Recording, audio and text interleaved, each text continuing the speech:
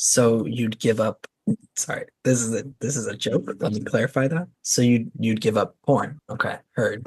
Noah, I was trying to be sweet. I know, and I'm Sounds so like, how sorry. can I make this? I'm Noah's like, so how can I sorry. make this a bit? How can I make it hilarious? I'm sorry. Please, You know please what? Valid. Keep act valid. like I didn't say that. I mean, it comes under the umbrella, I suppose. I mean, Yeah, I it would be guess. part of it. Yeah, videos. No, you're good. But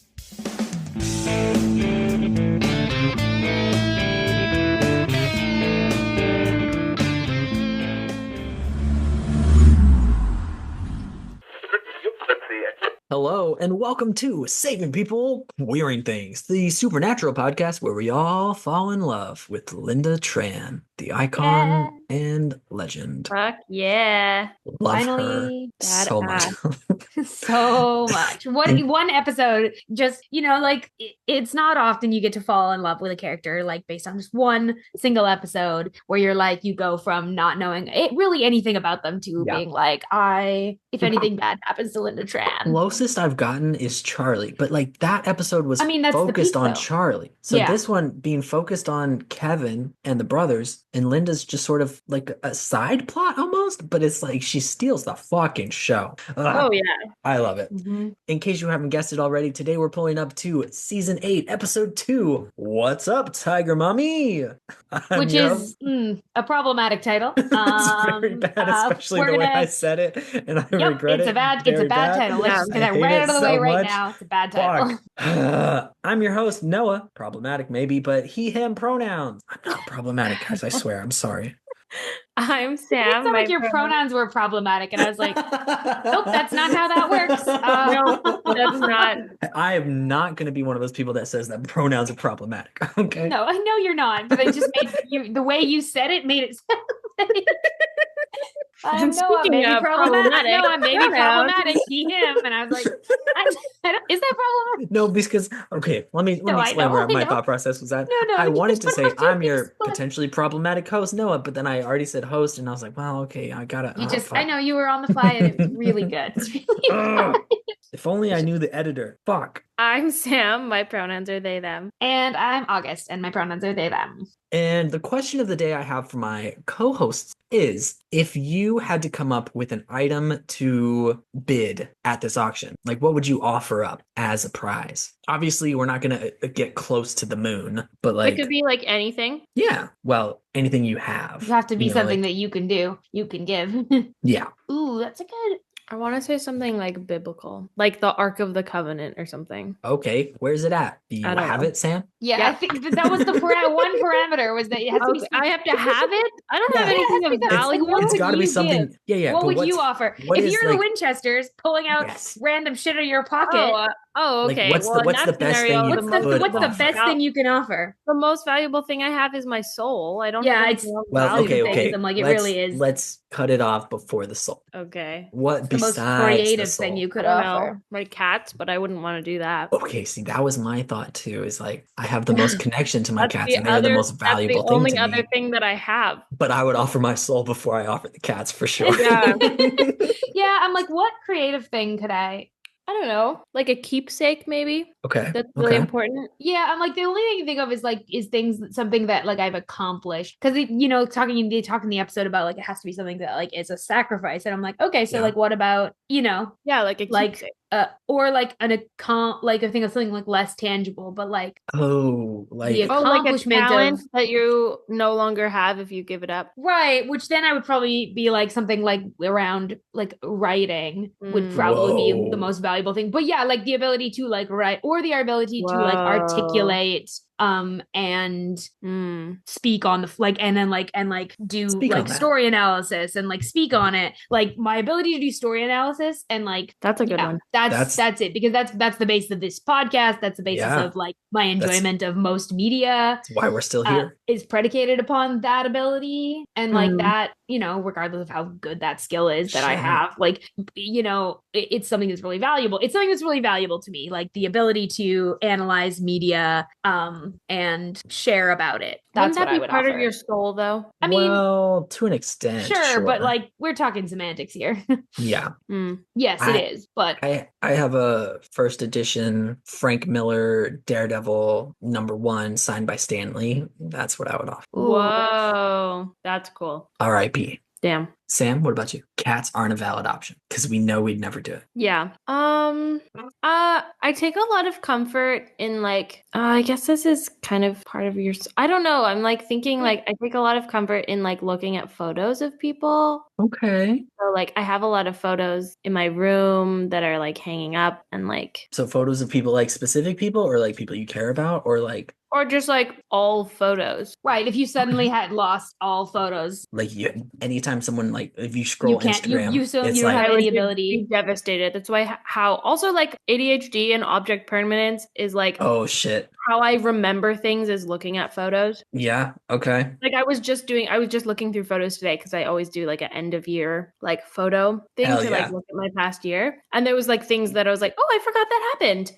Which speaking of photos, are we allowed to shout out your Instagram on here? Is that on the website, your Instagram? I don't know. Sure. I think Not so. mine. The most recent group of pictures that you posted on your Instagram, and this is as of 12/21/2024. Fucking phenomenal. You were having a blast, and that showed in every part of those pictures, and it was very wholesome to watch. So I get what you're saying about like seeing pictures of my friends having a good time. Yeah. Mhm. I'm always on board with that. That's great. I would hate to lose it. It would kill me. Yeah. Good answers, guys, all around. Now that you've met your host for today, it's time to catch you up. If you haven't watched Supernatural recently, here's what you've missed on the road so far. First up, Sam is going to recap the show up to this point. Sam, are you ready? Sounds sure. like you're ready. All right. I'll give you a countdown. 3, 2, 1, go. All right. So there are these two brothers in Texas, and they're supposed to be normal, but they're not normal.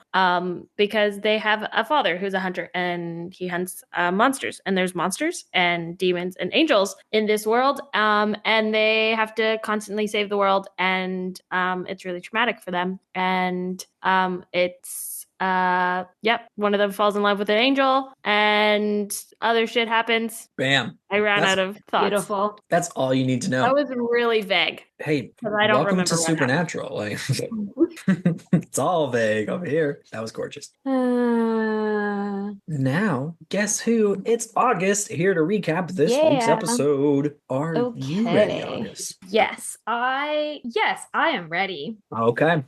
3, 2, 1, go. So this is the Linda Tran show today. Kevin's like, we gotta go see my mom. We gotta find her. She's okay. They get there. There's a bit of a brouhaha. They figure that out. They go to basically like they're like, we gotta find the tablet. They ended up at this like auction where the tablet's being auctioned off, and then oh no, someone's like, oh, we should auction off Kevin as well because he's the prophet. He can read the tablet. Crowley's there. Crowley's trying to win. Linda bets her offers her soul, and then they manage to get away anyway. And that's I ran out of scene there at the end, but this is nice. That was really good. Good That was job. good. You got through all the important shit. Really tried my best. And that's what we do these recaps for, is the important shit. You know? Yeah, and we'll get into all the minutia right now.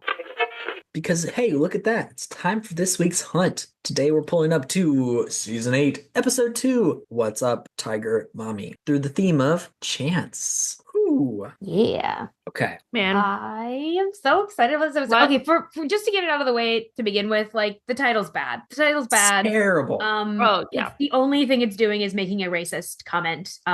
It's bad. A hugely racist comment. Also, I would like to acknowledge that it wasn't just the title. Dean also said it in the episode. Yes. Yeah. And there's a few moments in this episode that are both sexist and racist towards Linda specifically. Can we talk about the one in the, what is it, pawn shop? I forget in the what pawn it- shop. Yeah, where the guy refers to her as mail order, which, first of all, Oh, like so bad. So bad. And Dean being like, hey, fuck you, basically. I did And appreciate Linda's that. like, hey, babe, I got this. It's okay. And then proceeds to read this man for fucking filth. She's like, and get the upper hand on him in 2 seconds. the moral iconic. of this episode is that Linda Tran is better than you. Yes. And that's true of everyone in this Absolutely. episode. Everybody in She's this so episode. unfazed too by everyone. She doesn't give a shit. She doesn't give. The one time she looks shaken is at the very end of the episode, and that we'll get into that later. But like until then, she is unbothered, untouched by anything. I'm obsessed with her. Yeah. I love her so much. Honestly, as you like should be. You should be obsessed with her. Okay, we had talked about how I have uncle problem. Sure, maybe it's bisexual. You know, it's not your problems. Your uncle There's problems are many old, bisexual. maybe it's mentor problems. Yeah, there we Gender go. neutral mentor There we problems. go. Because that sort of covers the basis of like doesn't matter their gender. Yeah. They just have to be old enough to be Or sort of in a mentor figure role Uncle or parent isn't a figure role. gendered term, you know? Uncle can be Uncle can be Linda anyone. Tran. Uncle can be what's in your heart. Uncle Linda. Oh, it was so good, especially when Dean's like, well, okay, fine. If you have to come with us, I got this. You have to get a tattoo. And she's like, oh, okay, what? Like, that's my first one? Oh my gosh, the way that Kevin looks at her after that. Oh, it's so that's good. the reality. That's like the experience of being a teenager and finding out something about your parents you can't unfind out, or like finding out something about your parents that just totally like breaks your whole perception of them. And I think Kevin has a bunch of those moments in this episode because I think his mom has been like, you know, she's been the mom, like we kind of saw it in the first episode. And like also important to note, she's been recast from her first appearance. Oh, damn. The actor that plays Linda in the first Kevin episode is not the same actor that's here. But like same kind of thing applies. Like we're like mostly what we know about her prior to this episode is that like she is a protective parent. She's been pushing her kid really, really hard to reach his goals, and she's been like providing what he needs to reach those goals. Like that's really what we know about her. And then we get to find out that she's actually not just as much of like a rule. She's such a badass, and she's not so good. willing Such to a like not badass. play by the rules in order to protect her kid. If anything, Like- she's like itching to not play by the rules. Like she's way too on board to do it. And I love it so much. It feels it makes sense when you see how Kevin was raised, right? Because it's like parents often shape their kids into like a version that they wanted to be as a kid, like sort of vibe. So it's like not quite opposite, but it's like you can see certain through lines, like Kevin being able to pick locks and being really clever at knowing how to play people and shit like that. Right. It makes sense that this is his mom. Like, Yeah, makes she's sense. like a way more extreme version of the things that he's starting to do. So he's like, she's developed. Yeah. It makes sense that under stress, that's where he goes because clearly Yes. that's what she's modeled. Whether she realizes it or not, whether he realizes or not, how much of a badass his mom is. and I think he's starting to throughout this Yeah. episode. He's like picking up on, oh, I got that from her. Like shit. I think he also like kind of like he knows that she's a badass and that she's like He's whatever, but maybe intimidated by doesn't know her. all of the like pieces because he does say like Dean's like back me up here, Kevin, and he's like, you think I can tell her what to do?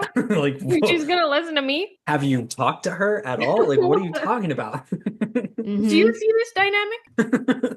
It is not. I tell her. It is not, sir. Yep. I feel like also you can really see like last episode we really saw Kevin being having grown up Yeah. and grown a lot. And I feel like him now being with his mom, you can kind of like you're reminded of the fact that he's still a teenager. 18. Like him looking at the car and her being like, "Damn it, come on!"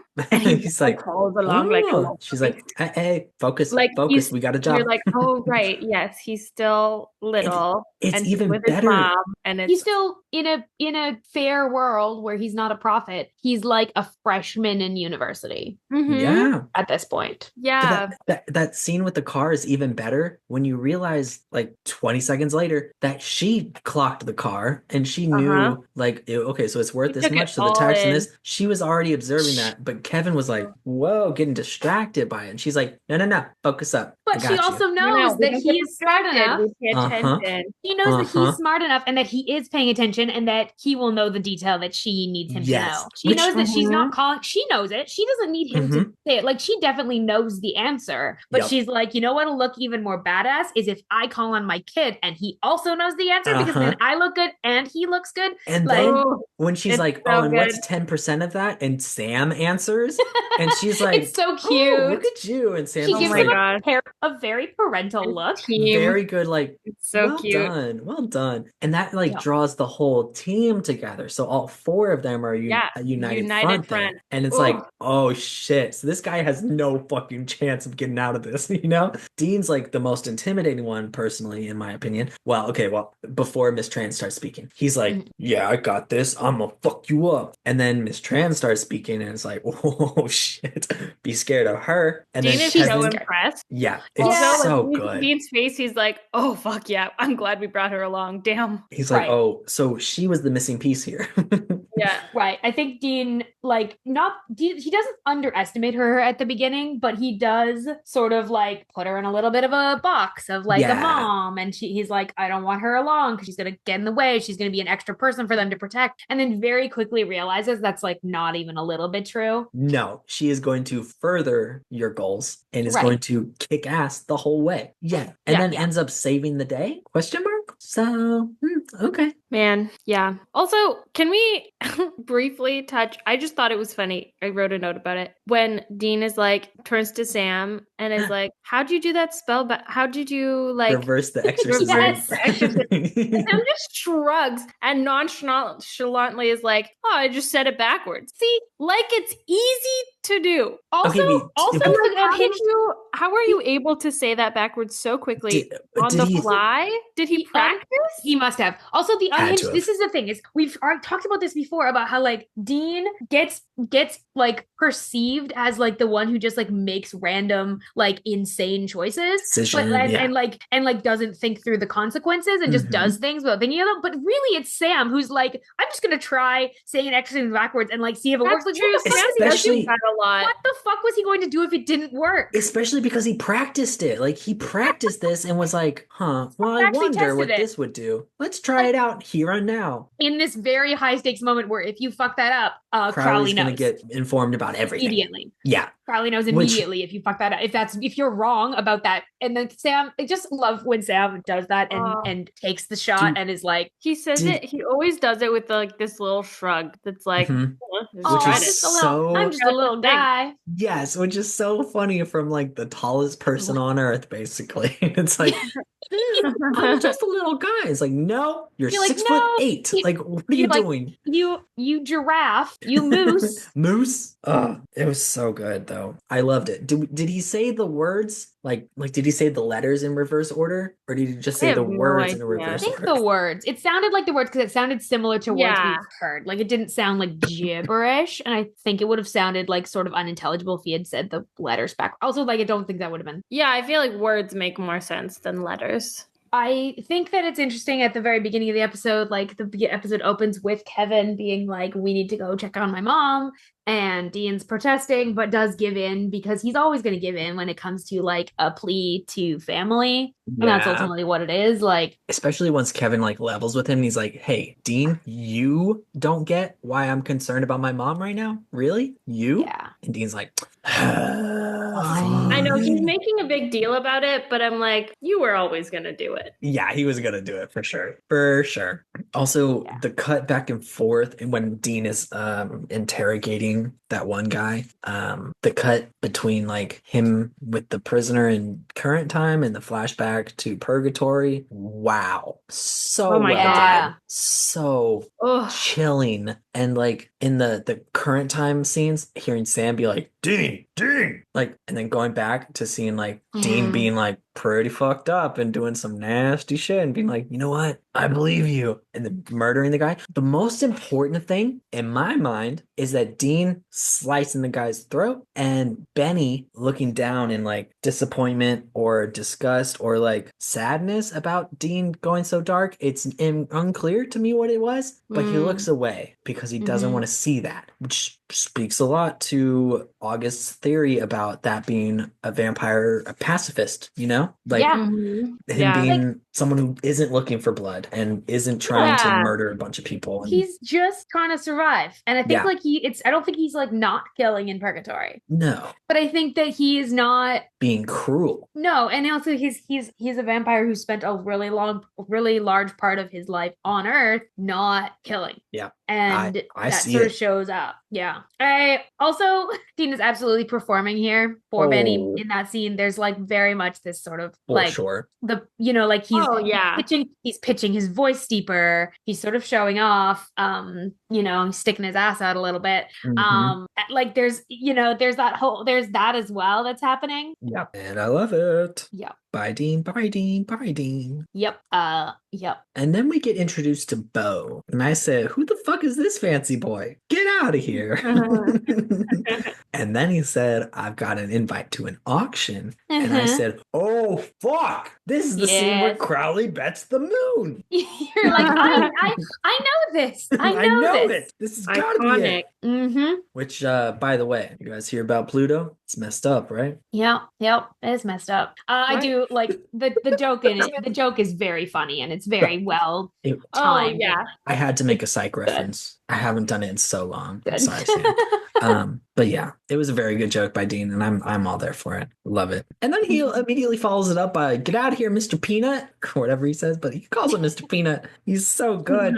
Oh god. Immediately followed by the worst insult Sam may have ever given Dean in his life by saying, "Oh, you know what we could bid? We could bid baby." Well, it doesn't even say it. Just He doesn't No. even say it. He implies just it. No. gestures. He's like, "Mm." And Dean's like, "Finish that sentence and I'll fucking kill you." Like, Dean's like, Back I don't off. care You, what's your at children, stake. and your grandchildren. your grandchildren. I don't care what's at stake. It's so good. And then as soon as they're like, okay, fine, whatever, we'll figure it out. Dean's like, he didn't mean it, baby. It's okay. You're good. You're safe. he's so papa. I love it. Mhm. But can we talk about the artifacts? Mhm.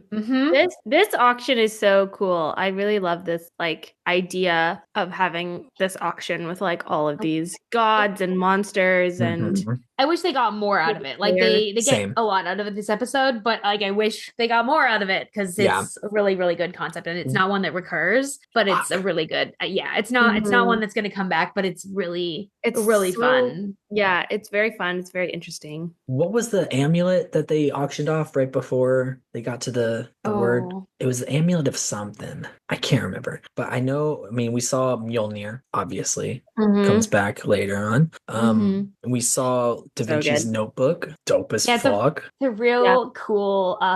And With some swords. I assume the sword was Excalibur, right? Like, it's Yeah. gotta be. Yeah, it's kind of Yeah. again sort of implied. We don't get a real clear look at any other artifacts that I saw, No. which was kind of a bummer. I wanted to see more of. They mentioned the amulet of somebody. Yeah, Yeah, I'm trying to look for that and I'm not finding it. it's okay. It's okay. I should have listened better. It's on me.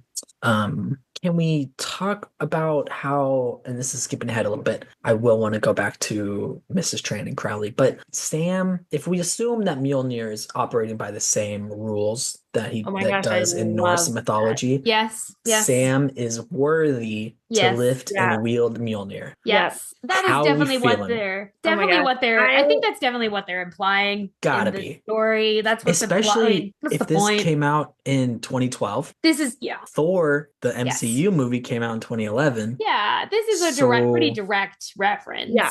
Gotta be. So And they're like, yeah, this They boy, want us to know, the abomination, can do Sam's this. worthy. he's yeah. worthy. which is a really nice. It's also a nice moment because Sam has that moment. Yeah, sort of like you know Sam knows personalization. what it is also. For And sure. like, Yeah, yeah, Sam he knows has the this moment where lore. he looks at it He and he's knows like, the lore. I bet even Dean knows the lore about it. Well, he's been gone It's for a cool- year, it's so cool maybe fucking he lore. missed Thor. Well, no, like it not, would have that's come out not before. I'm not saying the movie No, lore. no, I'm no, saying but the yeah, like yeah, yeah. actual Yeah, lore. yeah. But And, like- Dean would get it more from the movie than from the Norse myths, True. you know? that's very true. Not saying that he's not well researched, because we know he is, but if it was brought back to mind with pop culture, then he definitely knows it. And he would probably like if Mhm. if he saw Thor and then was like, you know what, let me see how like real that is based in mythology. He would look it up then, you know? Mhm. And I love it.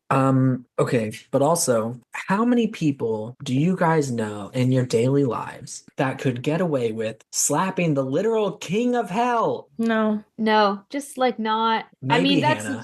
yeah. You know what? That might be one of the only people I know in my I could I maybe get away with that. think Hannah might be able to do that. Hannah might Now be able that to I get think away with about that. it. I don't True. know a lot of people. I'm gonna not gonna lie. I don't know a lot of people who get away with that. I'd be smoten on the spot. Yeah, Linda Tran has no fear and also just knows to when to pick her moment. Like for Uh-huh. everything she does in this episode, she's so calculated and like specific. She knows when to strike to be successful. Yeah, and I fucking love her for that and for Mhm. many other things, but mostly a lot of that.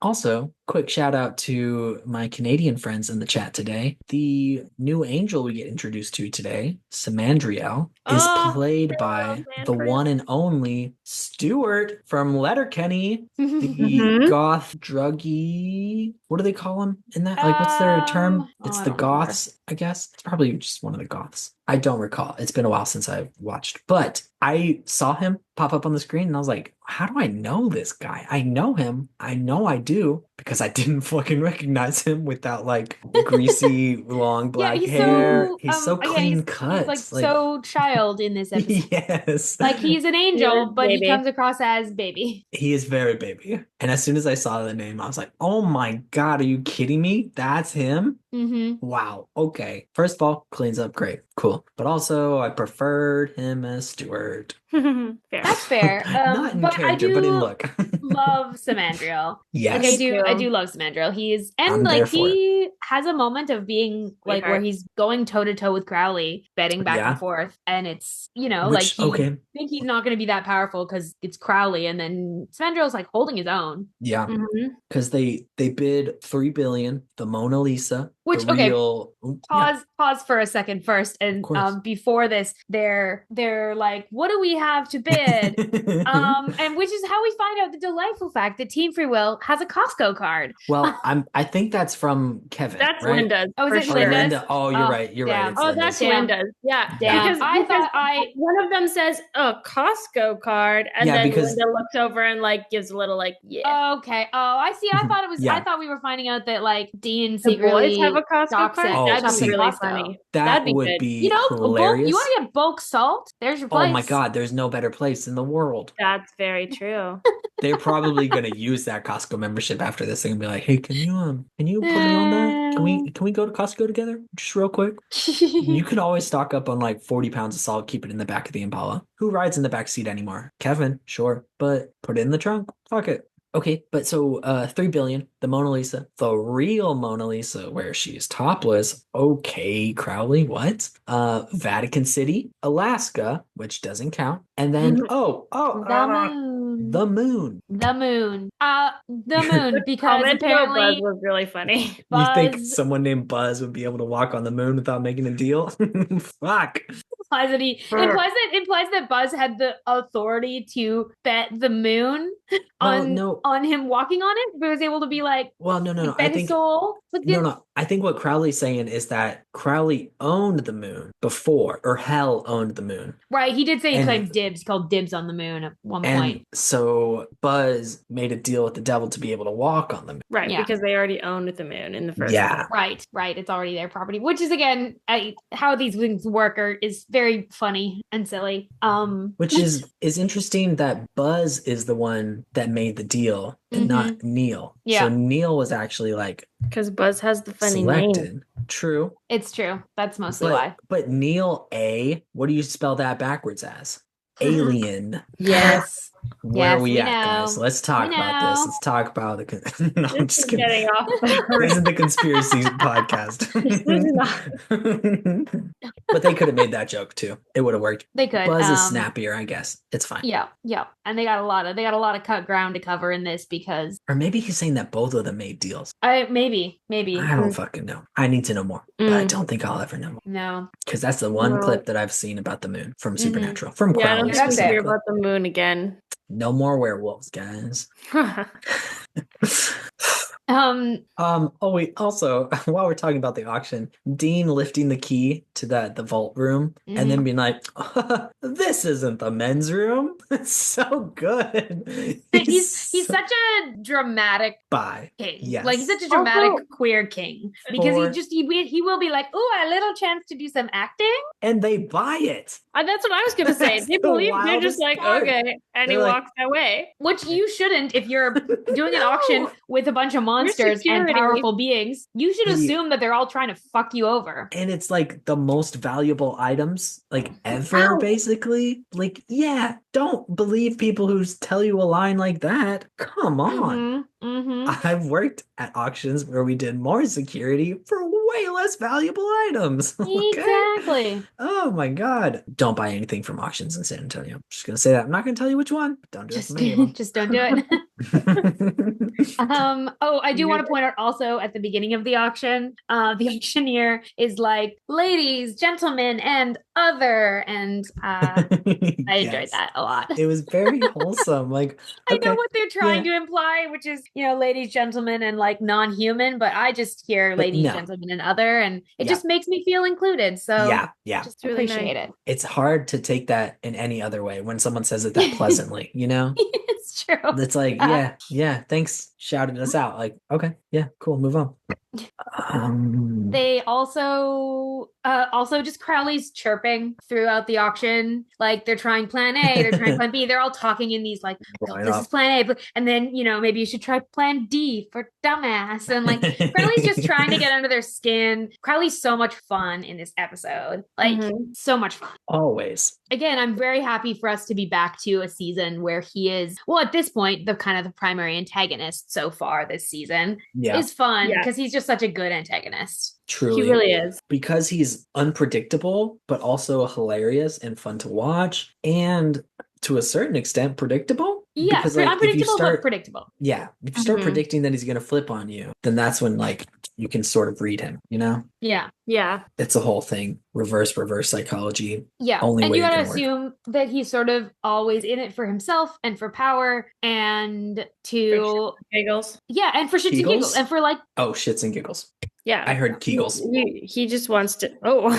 I was like, whoa. I mean, sure, that's a bonus for him. he But is also sort of in for that as well. Like yeah, he used tongue Mm-hmm. with Bobby. yeah. I mean he's in it for a good time as well. with Like, a lot of people. Well, yeah, for sure.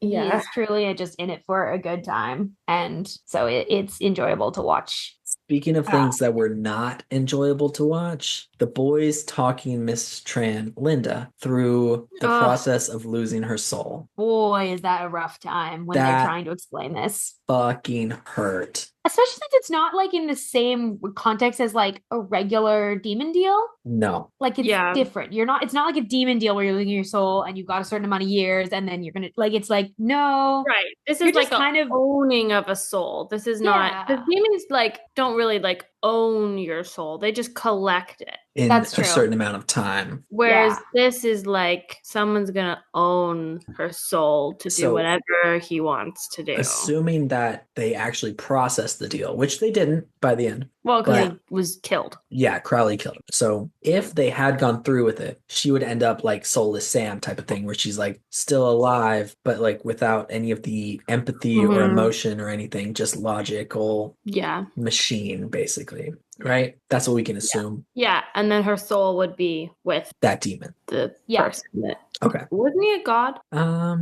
Probably. yes, I think so. I think that Okay, damn. Well, Yeah. I for one am so glad it didn't go through because Mhm. I love That this. I love Linda so much. it's a nice ending where like it doesn't go all screwy for them. It goes Or, like, somewhat screwy. It goes but somewhat not all screwy, but not as screwy as it could. Not Yeah. as Yeah. screwy as it could. True. They have Kevin, they have Linda. They don't have the word. Right. But They they couldn't can come find out with it. everything. And this it just sort of puts them back where they were at the beginning of this episode. Like they just don't accomplish anything this episode other than I mean, in the end, they don't have Kevin or Linda either. well, that's the thing, is that things just actually do get worse for them and the stakes kind of get higher of like Oh, what yeah. Crowley will go the lengths Crowley will go to, and you don't have eyes on them anymore. Yeah. I forgot that they dipped out. You're right. They end up in a worse also spot. it's interesting how like Crowley is like makes that comment to Kevin and is the reason why they took off, where Crowley's kind of like, watch your back with them. Yeah. Because he's a master manipulator. I mean, yeah. Yeah. But also, if you're Kevin and you're looking at the evidence, It makes sense. it makes sense. Yeah. And you want to, and like for Kevin and Linda, like it makes sense that they're like, you know what? Our better shot at survival is just to rely on each other and not rely on other people who have other motives. Even though like the Winchester's motives are like close hell, which is a good motive. Yeah. They will be willing to risk other people's lives to accomplish that because they see Linda. Yeah, and they like, and clearly, like, I think Linda correctly surmises that Kevin is also like, they will protect Kevin to the best of their ability as long as he is necessary, and they will protect him to the best of their ability after that. But also, if there's a choice between close the gates of hell and save this kid, they're gonna probably pick to close the gates of hell, and so Linda's like, that's not worth the risk. Even if they could protect us against Crowley, we're not protected against them. Yeah. You can't really blame her for that. Taking that, you know, if we're talking about the theme of we're talking about this episode through the theme of chance, like it makes sense that they don't want to take that chance. Yeah. I think that's a correct assessment. Well, I mean, they didn't hear this, but like Dean literally says that, like when they think that Linda's soul is gone and like going to be traded, and they think the deal is set. Like we could have got it much worse. Sam's lamenting, and Dean is like, "This is great. Like this is the lesser of two evils." Yeah.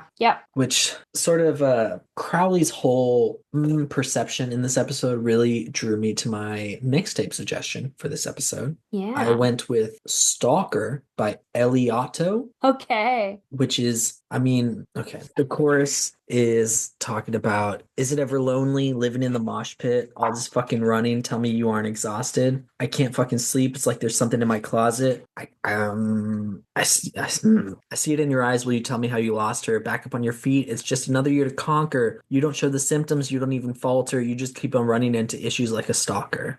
So it's sort of like Crowley keeps running into wall after wall, but the more that he pays attention and the more that he watches people and knows how to prey on them, he can figure it out and he will get his result through hell or high water. And I kind of gotta respect it, whether or not I like it. Yeah. He's good at what he does. He's good at what he does. He's very good at what he does. I like that choice a lot. I'm gonna go with Confident by Demi Lovato. Okay. Specifically for Linda, because like, what's wrong with it? What's wrong with being confident? Nothing. She absolutely owns this episode and everything that happens in it. Like give her everything. For real. I want to give her all the flowers for this episode, and that song seemed to like kind of reflect the energy that she brings. Yeah, absolutely. Yeah, absolutely. For sure.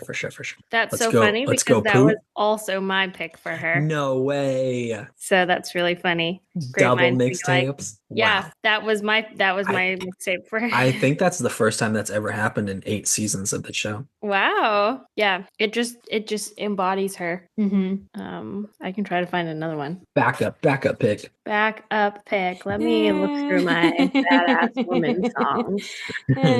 I mean, that is the playlist I also went to on my Spotify. I went into my like girl power playlist. Yeah, was like, it's gonna be one of these. A lot of good options here. Oh, do you want the one that I was gonna do for? I have another one that I want to say. Oh yeah. I have another one that I want to say. Yeah. Fuck it, do it. I want to go with like "Who's Afraid of Little Old Me" by Taylor Swift. Oh, okay. I actually take it back. Also You works. can't do another one. It also works for her. That one's really good. But that's an unofficial one because I do want to preserve that song to use again in the future. So it's unofficial, but just need to throw it out there. Again, that's the energy. It's gonna end up on the playlist though. Fair enough. I will use it again. As long as you know. And that's fine. That's fine. I'm gonna go with "That's My Girl" by Fifth Harmony. Oh, nice. Okay. Yeah, also Linda vibes. And like the whole team kind of being like, "Oh shit, okay." And like backing her up and being like, "Yeah, she's with us." Yeah. We're with her. Yeah. Yeah, for real. Like, yeah, she's our leader. Yeah. For sure. I love it. Also, what the fuck is up with the whole Crowley dropping the "you want to know who your real father is"? Oh my gosh. What? Throwaway What? comment that will mean nothing in the Really? future. Yeah, throwaway. Okay, Total throwaway. fucking They good. don't Because I follow was up like, on it. that's such Total a throwaway. dirty ass move. Oh yeah. To I be mean, we've like, seen a lot of dirty ass moves from Crowley in the last couple true. episodes. It's Like true. Crowley is not. I think we got He's not lulled a playing little nice. bit by Crowley last season because last season they were both both the Winchesters and Crowley were focused on the bigger enemy of The Dick same Roman, bad guy. and Yeah. now Crowley's like again showing that like he's like I'm not on the Winchester side. I actually really want to crush them. I would love an opportunity to wipe them from the face of the earth. Yeah. Like and I will commit Atrocities galore. Yeah. What a shithead. Truly. Maybe It's it's almost like he's because the king of hell or something. almost, you know, maybe if he isn't, Mhm. he should probably Good. run for it because he'd probably get elected. I think it's also because he saw how powerful Linda was and wanted to Mm. sow some doubt between Yeah. them. Yeah. So really, I think that's really a compliment to Linda because like she was threatening to the king of hell. Oh yeah. Like that's a I fucking mean, yeah. She keeps Crowley on his toes. She makes it so that it's not easy for him. uh-huh. And she wins the Which is auction. something. So She does. eat shit, Crowley. He has to resort to Yeah. like he has to resort Subterfuge. to get the word, you know? He has to resort to really playing dirty and he also decides to like book it and not even try for Kevin. Yeah, which I mean, sure, fair. There are other prophets, right? Like Chuck is still out there. We met another prophet at one point, right? Mm-hmm. Can't remember their name. Well, Chuck's the only. Well, no, sorry, Chuck. But I thought there was another one. We have not met another Really? prophet. No. Oh, there was There's- someone who there's- pretended to be a prophet but wasn't actually. Yeah, we haven't had any actual Okay. like legit prophets. They've talked about the fact that there's one after Kevin if Kevin died. Like there's one to That's replace right. Kevin. Right. There's a new one. Prophets Right. happen in succession. You only ever have one. Right. So there's no Wait. the only current prophet is Kevin, but Wait. if Wait. Kevin dies, then a new one will be put in his place. Major pause. Major pause. You're saying there's only ever one prophet. Well, that's according to what we've been told. Really? Is that like So well, we're or like supposed the to- prophet? The prophet. It doesn't mean that there isn't necessarily like I guess theoretically there could be like Are we saying lesser Chuck is prophets, dead? but like that Well, okay, and implied, wait, spoilers. implied. I know that Chuck is dead. not just a prophet, but is that we've made it clear on the podcast? Yeah, this is a spoiler free with one pretty big asterisk. Major caveat. Couple of asterisks, but one pretty big caveat of that spoiler. Okay, but so we're to assume that it's very heavily implied that Chuck is gone. Chuck is dead. Mm-hmm. Okay, interesting. Yeah. Interesting. Do the boys know this? This rule about one I prophet? think they're the ones that explained it to Yeah, pretty sure Kevin. that when Kevin Fuck. like appeared and they kind of got. Or maybe it's Cass that explains it, but they're I there. think it was Cass that explained it. But they're there. Okay. Yeah. They know. Shit. You know what? I mean, to be fair, they probably don't care that much about Chuck because he wrote books mean, about them and sold He wrote it. books about them and also like Exploited their had life, basically. and had weird stuff with Becky, who also tried to exploit. Like they're not. There's no love lost I don't with them think and Chuck. Chuck is on their mind. Yeah, that's fair No, enough. Fair they're enough. not concerned about Chuck. Okay.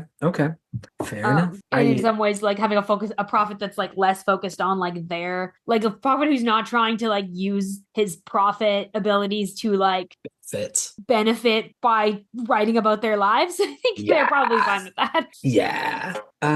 Okay, before we wrap up, because I feel like we're pretty close. Yeah, we need gotta talk about all the Dean and Cass about stuff. the Dean and Cass flashbacks in Purgatory. Yeah, that's the one other thing, like notes that I have. All the rest of my notes are about that. Yes. Which is like Hit us, I can't start believe us it's taken- off. Start us off. I Oh, obviously Okay. I skipped past a few of them to get to more Mrs. Okay. Tran stuff. Which valid. I knew we were going to come back to them. Okay, Yeah. so the first flashback that we actually see Cass in, and number one, we get this hug from them that is iconic. So good. We get a really cute little like Dean's like touching his chin and being like a nice peach fuzz. Like there's a lot of like Even this though very it's gentle. A pretty decent beer. Like it's not Yeah, a it's peach kind of No, Like, it's a pretty cute moment of like affection between them. And noticeably, Benny is standing far off. He's not close to the two of them. He's like, I'm going to stand 10 feet over here while y'all have your moment. But I'm going to stare judgingly the whole time. It's Dean's current fling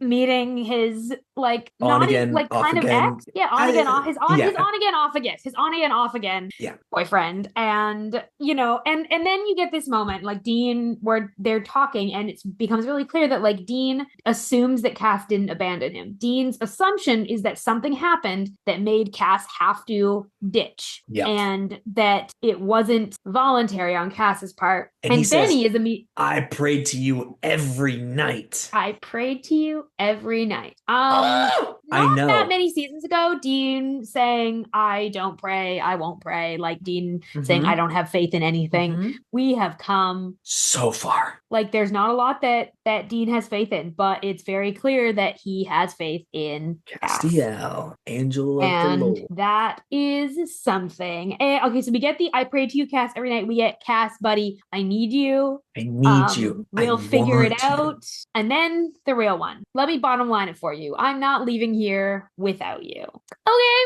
And he says, I understand. Like, fuck. Yeah. Okay, wait, but just before that, Cass is talking about how he's being hunted by Leviathans this whole time and left Dean in order to draw the fire of them away from Dean so Dean would be safer. And Benny is like, okay, cool, let's go. Like, so quick. He's like, okay, you talked to him, you saw him, it's dangerous, let's leave. Come on, baby. And Dean's like, no, what? Shh, I'm talking. It's like, oh shit, this is some real like third wheel jealousy going on right here. I don't really is. I'm seeing it. I'm feeling it. Yeah.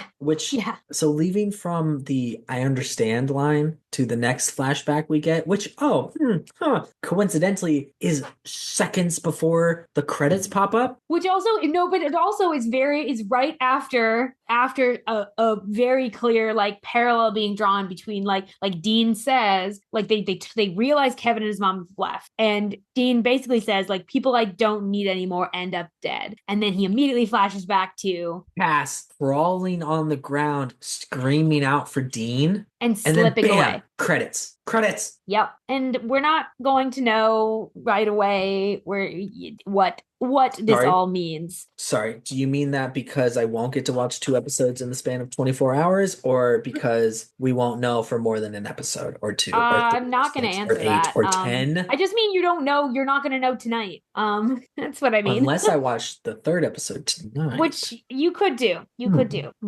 You did the fucking Kermit sip of the tea, like you could do. That's not my problem. That's none of my business. Fuck. Okay. Shut. Any more notes this episode, guys? I think that's the end of my notes. My cats are going nuts, so I'm trying to keep them at bay. That's like the end of that's all my big notes, really. It's a really solid episode. Honestly, it was very, very clearly in my top 2 so far in the season. Fucking stellar. Top 2 in the season.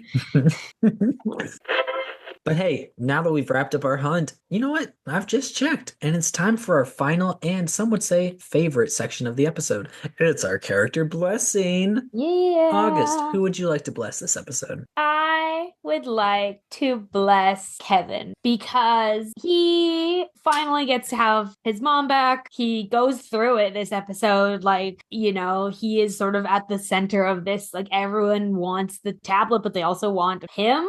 Someone who can read it. Handles it like really as well as can be expected and still manages, like, it's sort of overshadowed because of Linda being so badass, but Kevin's also pretty badass in this episode. And I want to bless him for that. Didn't get to bless him last week, and so I wanted to bless him this week.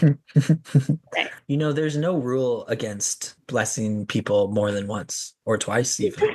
I've heard that. I wanted to bless someone else last week. Last week I wanted to bless someone else, so I wanted to bless Kevin tonight. Sam, what about you? Who you got? Noah.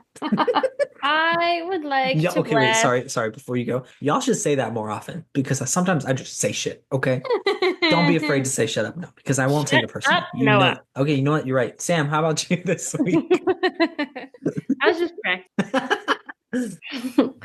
I would like to bless Linda. Yeah, she really, sees her son again for the first time, kind of already knows that there's like shit going on. She knows about the angel. She knows some things, but like she really gets smacked in the face with it, and she does not flinch. She just goes with it, and she's really a mama bear in this episode, and I really love that.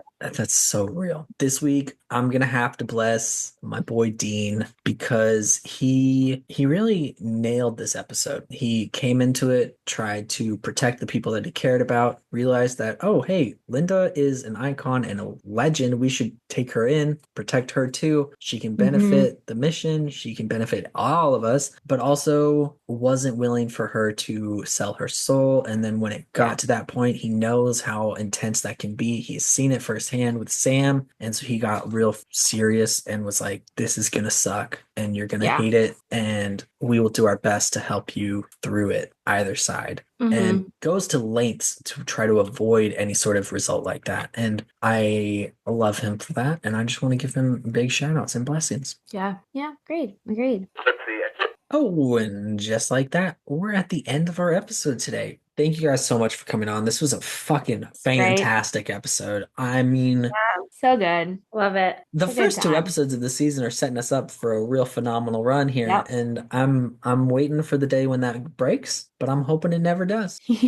We're going 1 to 23, unbreakable. I can see it in It's a good season, honestly. Yeah. Not a lot of duds this season. So good. Get excited. Get excited. And you know where you're never ever gonna find some duds? Oh, what's that? It's on our Saving People Querying Things feed, which you can subscribe to anywhere you listen to podcasts. And you know what? While you're there, you might as well just share the show with your friends. Make sure that they can come on board the train of great times and gay times. So you know what?